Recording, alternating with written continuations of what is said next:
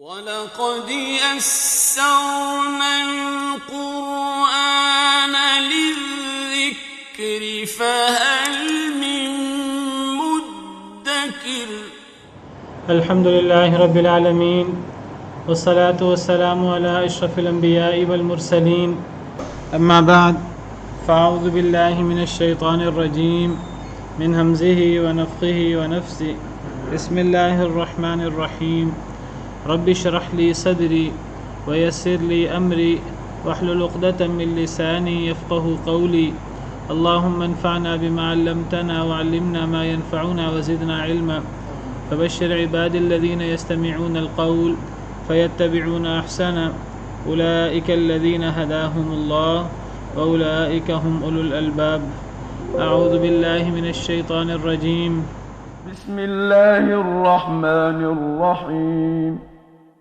ويل لكل همزة لمزة الذي جمع مالا وعدده يحسب أن ماله أخلده كلا لينبذن في الحطمة وما أدراك ما الحطمة نار الله الموقدة التي تطلع على الأفئدة إنها عليهم مؤصدة في عمد ممددة بسم اللہ الرحمن الرحیم ویل لکل ہمزۃ لمزہ ویل ہے ہر اس شخص کے لیے ہمزہ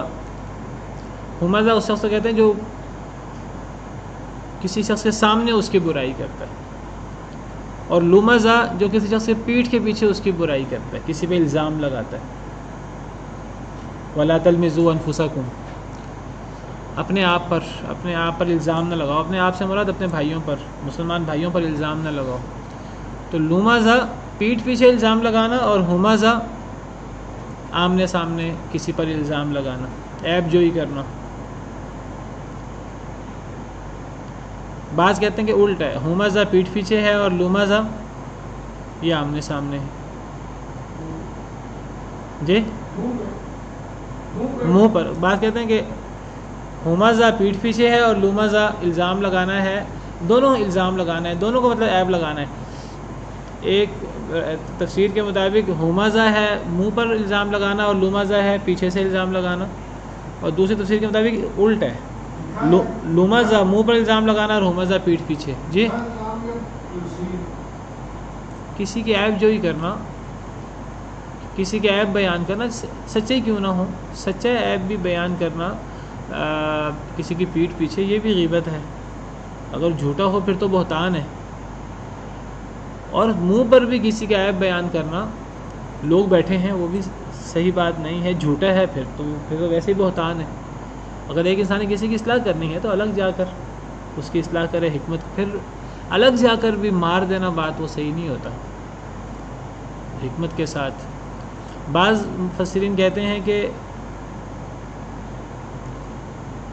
ہمزہ سے مراد کسی کو ہاتھ سے اور اپنے اعضاء سے تکلیف دینا، اور لمزہ کا مطلب ہے کہ کسی کو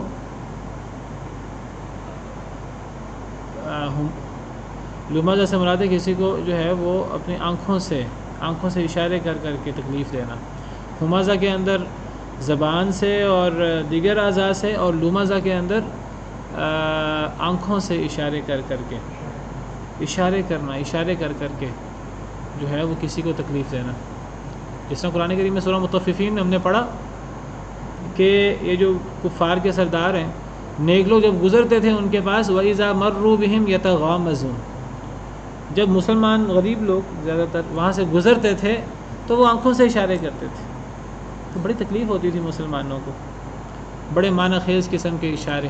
تو یہ کسی کو زبان سے تکلیف دی جائے، دیگر اعضاء سے تکلیف دی جائے، یا کسی کو آنکھوں سے اشارے کر کے تکلیف دی جائے، یہ سب چیزیں اس کے اندر آ جاتی ہیں. تو اس کی تفسیر میں کئی اقوال ہیں. تو بہرحال یہ عیب لگانا ہو پیٹھ پیچھے یا آمنے سامنے، یا کسی کو اشارے کر کے زبان سے تکلیف دینا، یا کسی کو آنکھوں سے اشارے سے تکلیف دینا، یہ سب چیزیں ہمزہ اور لمزہ کے اندر آ جاتی ہیں۔ تو بہرحال ان دونوں لفظوں کے بعض مفسرین تو کہتے ہیں دونوں لفظوں کا ایک ہی معنی ہے۔ اس کے اندر عیب لگانا، کسی کو تکلیف دینا، اشارے کر کے تکلیف دینا، تو بہرحال یہ جو عمل ہے، عیب لگانا کسی پر آمنے سامنے ہو، پیٹھ پیچھے ہو، یا اشارے کر کے تکلیف دینا ہو، زبان سے تکلیف دینا ہو، الٹے سیدھے القاب بلا کر تکلیف دینا ہو، تو یہ اللہ کے ہاں بہت ہی ناپسندیدہ ہے، یہ اخلاق عالیہ کے منافی ہے، اور ایسے شخص کے لیے یہ ویل ہے۔ ویل سے مراد ہلاکت یا ویل جہنم کی ایک بڑی خطرناک قسم کی وادی ہے جو ایسے لوگوں کے لیے مخصوص اللہ نے رکھی ہوئی ہے، والعیاذ باللہ۔ الذی جمع مالا وعدد، وہ شخص جو جمع کرتا ہے مال کو پھر اسے گنتا رہتا ہے۔ یعنی برے لوگوں کی جو صفات ہیں، ان صفات میں سے ایک تو وہ عیب لگاتے ہیں، اپنے ہاتھوں سے، زبان سے، اشاروں سے، آنکھوں سے لوگوں کو تکلیف دینے کی کوشش کرتے ہیں، اور پھر وہ مال جمع کر کے رکھتے ہیں اور مال کو گنتے رہتے ہیں، مال کو خرچ نہیں کرتے اللہ کے حکم کے مطابق، حالانکہ وہ مال ان کے ذاتی جاگیر نہیں ہے، نہ وہ خود اپنی مرضی سے پیدا ہوئے ہیں، نہ انہوں نے یہ مال اپنی صلاحیت سے، صرف اپنی صلاحیت سے کمایا ہے، یہ تو اللہ رب العالمین نے انہیں پیدا فرمایا ہے، اور اللہ رب العالمین نے انہیں صلاحیت دی ہے، اور اللہ رب العالمین کا مال ہے جو اللہ رب العالمین کی دی ہوئی صلاحیتوں سے انہوں نے کمایا ہے۔ اب ان کی ذمہ داری ہے کہ اگر ان کے پاس مال آتا ہے تو یہ اس مال کو لوگوں کی فلاح و بہبود کے پر خرچ کریں اللہ کے حکم کے مطابق۔ لیکن ان لوگوں کی صفت کیا ہے کہ یہ مال جمع کرتا رہتا ہے، یہ شخص، یہ ایک شخص کی بات نہیں ہو رہی، جو لوگ بھی، تو یہ وہ شخص ہے جو مال جمع کرتا ہے اور گنتا رہتا ہے اس کو۔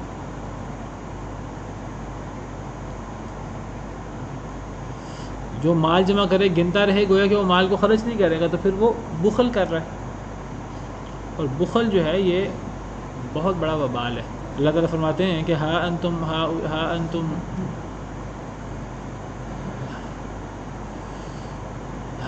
ہؤلاء تدعون لتنفقوا فی سبیل اللہ، ہاں تم وہ لوگ ہو، سورہ محمد کی آخری آیت ہے، ہاں تم وہ لوگ ہو کہ جنہیں بلایا جاتا ہے کہ تم اللہ کے راستے میں خرچ کرو، فمنکم من یبخل، تم میں سے وہ بھی ہیں جو بخل کرتے ہیں، ومن یبخل فانما یبخل عن نفسہ، جو بخل کرے تو اس کے بخل کا وبال سراسر اسی کے اوپر ہے۔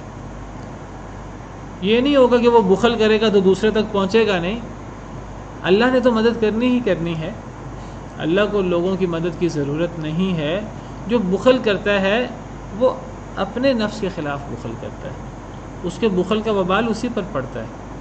واللہ الغنی وانتم الفقراء، اللہ غنی ہے، تم فقیر ہو، تمہیں ضرورت ہے اللہ کی، اللہ کو تمہاری ضرورت نہیں، اگر تم نہیں کرو گے تو اللہ نے تو کر دینا ہے خود۔ تو یہ وہ شخص ہے جو مال جمع کرتا ہے اور اسے گنتا رہتا ہے۔ اصل میں یہ جو صورتیں ہیں جن کو مفصل صورتیں کہتے ہیں، چھوٹی چھوٹی آیتوں والی صورتیں، چھوٹی چھوٹی صورتیں، یہ مکی دور میں نازل ہوئی تھیں، اور یہ صورتیں جو ہیں یہ جو معاشرے کے اندر جو عام مین برائیاں تھیں اور جو آج بھی مین برائیاں ہیں، اخلاقی بیماریاں اور معاشرتی بیماریاں، لوگوں کی مدد نہ کرنا، مال خرچ نہ کرنا، اور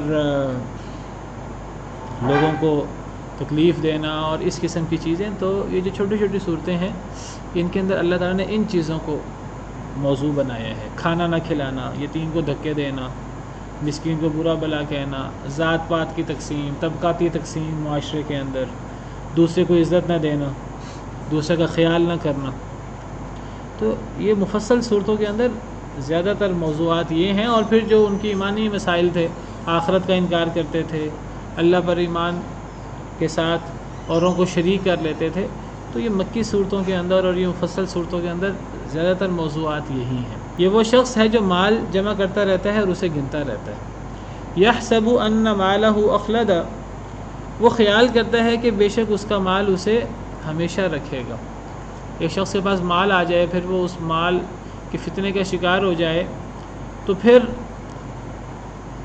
آہستہ آہستہ شیطان ساتھ لگ جاتا ہے اس کے، اور شیطان اسے دھوکے میں مبتلا کر دیتا ہے۔ ہر بندے کو پتہ ہے کہ میں نے مر جانا ہے، میں دنیا میں ہمیشہ نہیں رہوں گا، لیکن جس کے پاس مال آ جاتا ہے اس کی عجیب سائیکی بن جاتی ہے، وہ سمجھتا ہے کہ جیسے اب مجھے موت نہیں آئے گی۔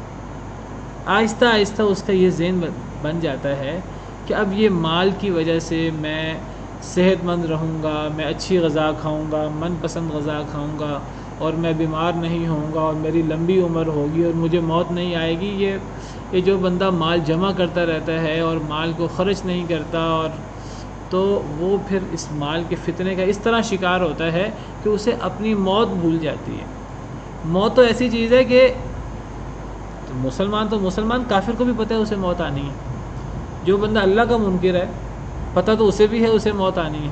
وہ دیکھتا ہے کہ دنیا میں کتنے لوگ ہیں جو مر جاتے ہیں روزانہ، تو ہر بندے کو پتہ موت آنی ہے، لیکن ایسا شیطان کی طرف سے دھوکہ اور مال کا دھوکہ انسان اس میں پڑتا ہے۔ وہ سمجھتا ہے کہ اس کا مال اسے زندہ رکھے گا، اسے ہمیشہ رکھے گا، اور وہ ہمیشہ اب زندہ رہے گا، اب نہ قیامت آئے گی نہ آخرت آئے گی۔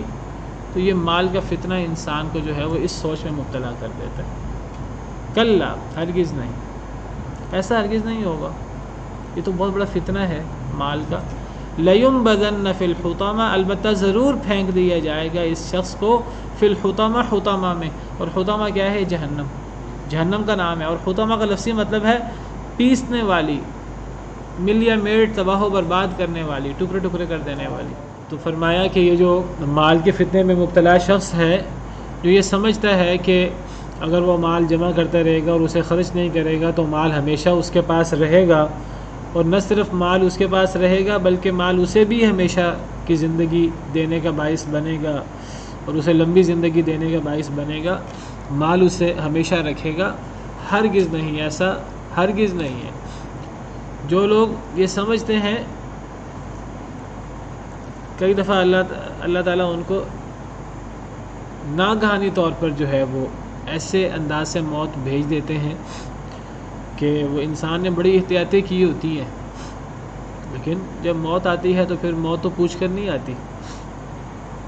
موت تو انسان بڑے بڑے بلند قلعوں میں پہنچ جائے، اپنے آپ کو محفوظ کر لے 50 قسم کے پردوں کے اندر اور 50 قسم کے قلعوں کے اندر، سینکڑوں قسم کے اپنے انتظامات کر لے حفاظت کے، موت تو پھر بھی آ جاتی ہے۔ اینما تکونوا یدرککم الموت ولو کنتم فی بروج مشیدہ، تم جہاں بھی ہوگے تمہیں موت آ جائے گی، اگرچہ تم بلند و بالا مضبوط قسم کے قلعوں میں کیوں نہ ہو۔ قل ان الموت الذی تفرون منہ فانہ ملاقیکم، کہہ دیجیے جس موت سے تم بھاگتے ہو یہ موت تمہیں مل کر رہے گی۔ انسان کیسے بچ سکتا ہے؟ یہ مائیکل جیکسن کے بارے میں، جو پاپ سنگر تھا، یہ بھی سنا تھا مسلمان ہو گیا ہے۔ بہرحال میں نے کہیں پڑھا اس کے بارے میں کہ شاید 150 ڈاکٹروں کی جماعت اس نے اپنے ساتھ لگائی ہوئی تھی، 150 ڈاکٹر، دنیا کے ماہر ترین ڈاکٹر، جو ہر وقت اس کا چیک اپ کرتے رہتے تھے۔ اور وہ کہتا تھا کہ بہت زیادہ ڈاکٹروں کی جماعت، وہ کہتا تھا کہ مجھے کم از کم 150-200 سال کی عمر میری ہونی چاہیے، کوئی بیماری مجھے نہیں ہونی چاہیے۔ اتنی بڑی ڈاکٹروں کی جماعت اس نے، وہ لاکھوں کروڑوں ڈالر کی فیسیں دے کر پیسہ اس کے پاس تھا، تو اچانک ہی اس کو موت آ گئی۔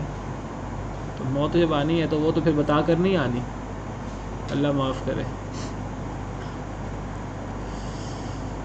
ہرگز نہیں، لَيُنبَذَنَّ فِي الْحُطَمَةِ، البتہ ضرور پھینک دیا جائے گا اس شخص کو فی الحطمہ، حطمہ کے اندر، جہنم کے اندر۔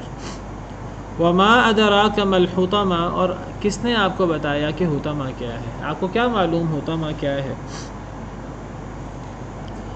نار اللہ الموقدہ، آگ ہے اللہ کی بھڑکائی ہوئی۔ یہ جہنم ہے، یہ جہنم کی آگ ہے اور اسے اللہ نے بھڑکایا ہے۔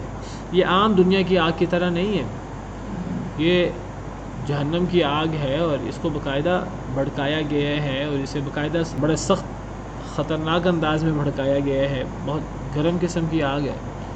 وَلِعِیَاذُ بِاللَّهِ الَّتِی تَطَّلِعُ عَلَى الْأَفْئِدَةِ، وہ جو پہنچ جائے گی دلوں تک، یہ ایسی آگ ہے جو دلوں تک پہنچ جائے گی۔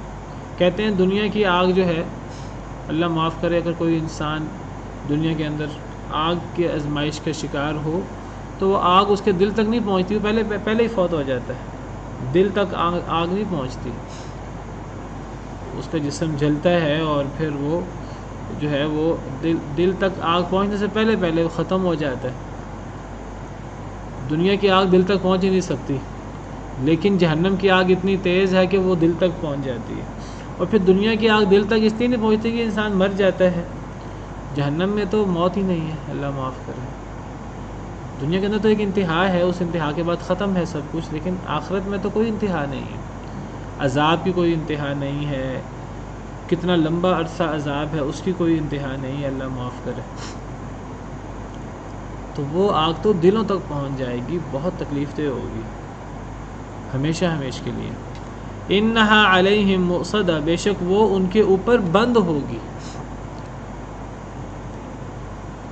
ایک تو آگ کا عذاب، اور پھر آگ بھی دنیا کی آگ کی طرح نہیں، بہت تیز قسم کی آگ جو دلوں تک پہنچ جائے گی اور موت آنی نہیں ہے، اور پھر گھٹن اور ہر طرف سے بندش، بند ہوں گے۔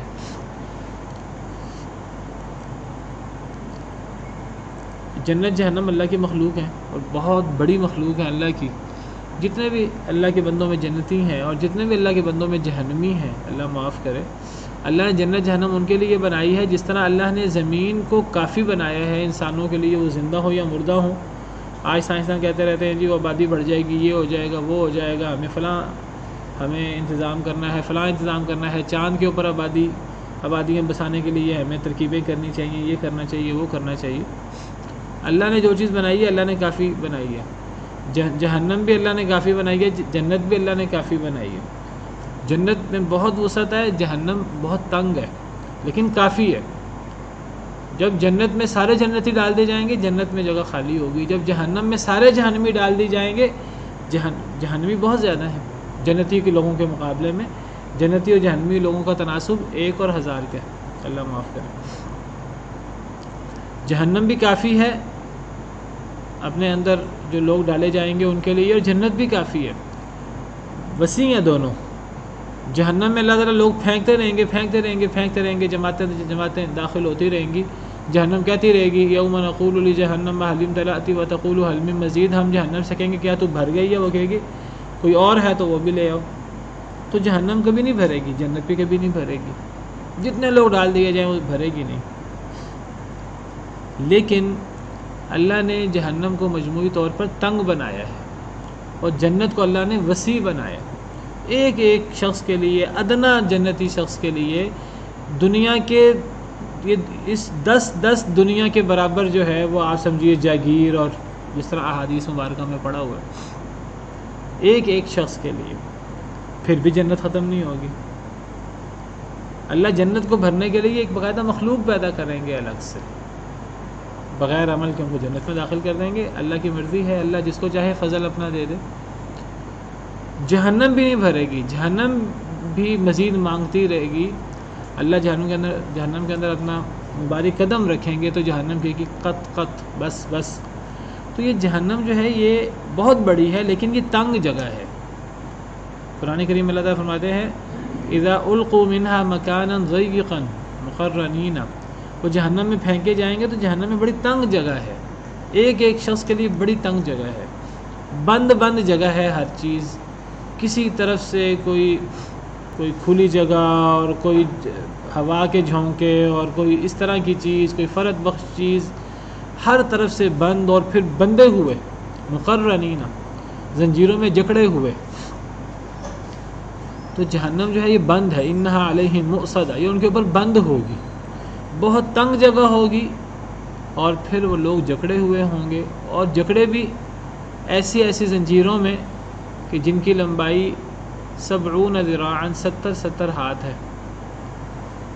تو وہ جہنم ان کے اوپر بند ہوگی، فی عمد ممددہ، لمبے ستونوں میں۔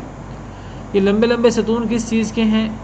بعض کہتے ہیں یہ لوہے کے لمبی میخیں ہیں، جن میخوں کے ساتھ ان کو جکڑ دیا جائے گا، والعیاذ باللہ۔ بعض کہتے ہیں کہ یہ لمبی بیڑیاں ہیں لوہے کی، جن لمبی بیڑیوں کے ساتھ جو ہے وہ انہیں جکڑ کر جیسے میں نے ابھی قرآن کی آیت پڑھی اذا القوا منها مکانا ضیقا مقرنین، جب ان کو جہنم میں پھینکا جائے گا بڑی تنگ جگہ ہوگی، بند اور تنگ جگہ ہوگی، اور مقرنین جکڑے ہوئے ہوں گے لمبی لمبی زنجیروں میں اور لمبی لمبی میخوں میں۔ بعض مفسرین کہتے ہیں فی عمد ممددہ، لمبے لمبے ستونوں میں، اس ستونوں سے مراد آگ کے ستون ہیں، یعنی وہ آگ اتنی اونچی ہے کہ جیسے لمبے لمبے ستون ہوں، اور وہ آگ اور آگ کے شعلے اور آگ کا دھواں اتنا اونچا ہوگا لمبے لمبے ستونوں کی طرح، والعیاذ باللہ۔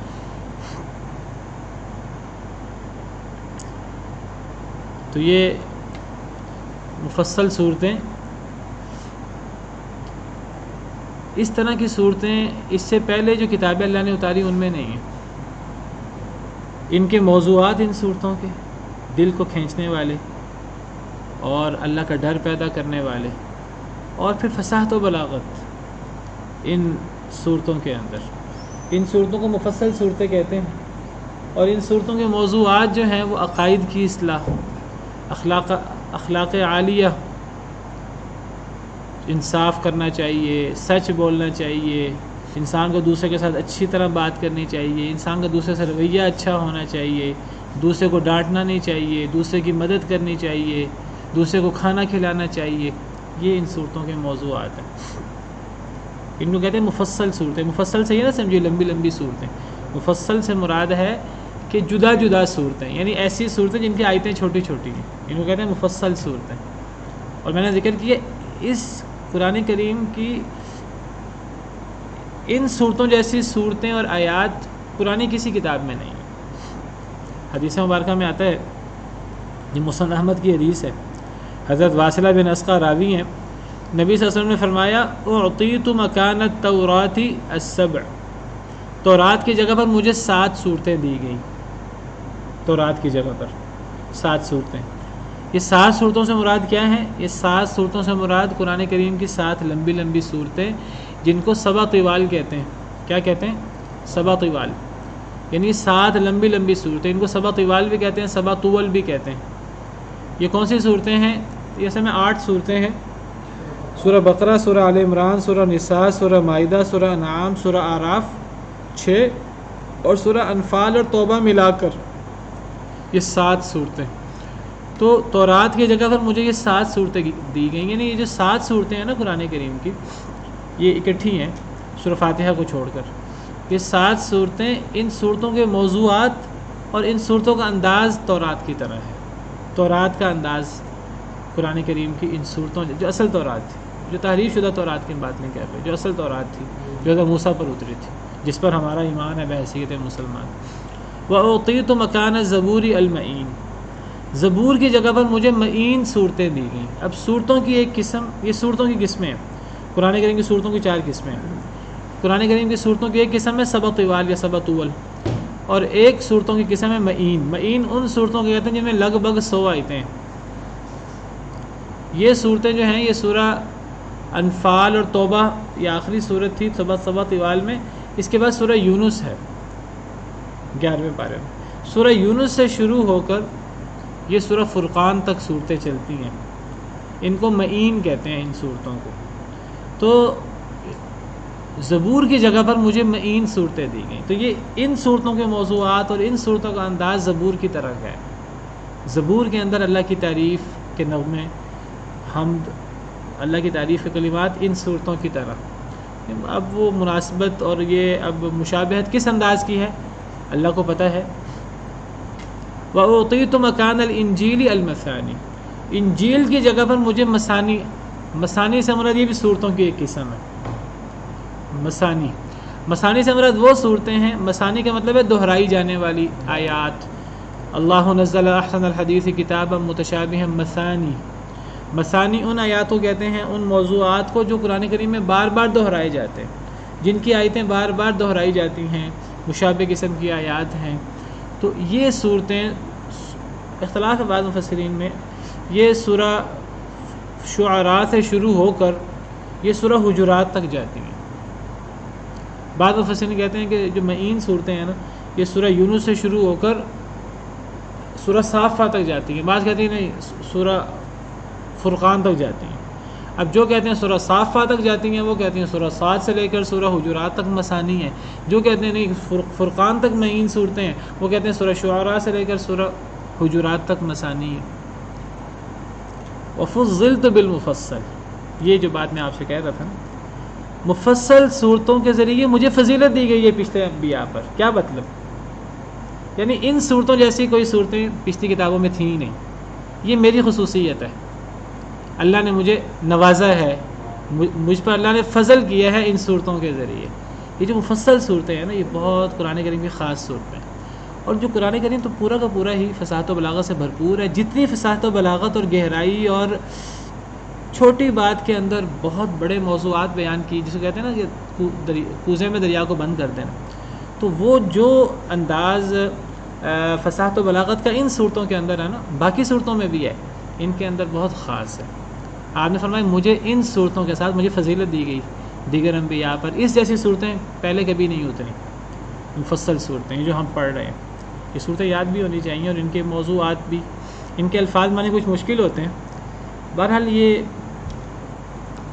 ان کے اندر بہت زیادہ گہرائی نہیں ہوتی، تو ان کے اندر عقائد کے اوپر زیادہ بحث ہے، آخرت پر زیادہ۔ آپ دیکھیں آخرت کا موضوع، توحید کا موضوع ہے، جو رسالت کا موضوع ہے، اور جو اخلاقیات کی چیزیں ہیں نا وہ بہت زیادہ ان چیزوں کے اندر بیان ہوئی۔ سبحان ربک رب العزت عما یصفون وسلام علی المرسلین والحمد للہ رب العالمین۔